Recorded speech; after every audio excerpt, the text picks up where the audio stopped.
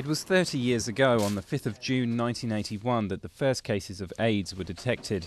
That day, the Centers for Disease Control and Prevention in Atlanta, in the USA, was studying a rare form of pneumonia contracted by 5 gay men. It was later recognized as AIDS.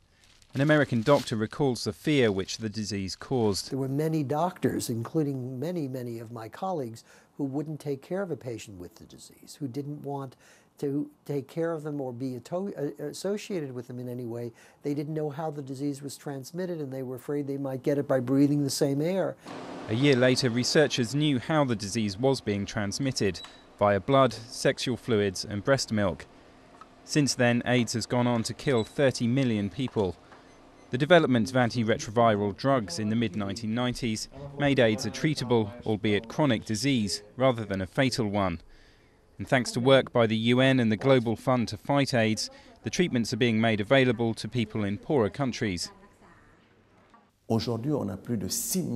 Today we have more than 6 million people coming from the poorest sectors of society who have access to the medicines. If ARVs could have not been free, I could have died. But not everyone is as lucky as Thomas. 10 million people around the world are still lacking treatment. The majority of them are in Africa, home to 2/3 of all HIV sufferers. It's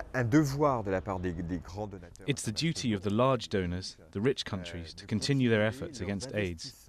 But it still won't be enough.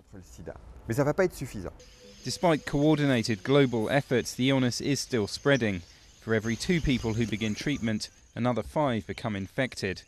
Hence the need to focus on prevention and countering the stigma which many AIDS sufferers still face.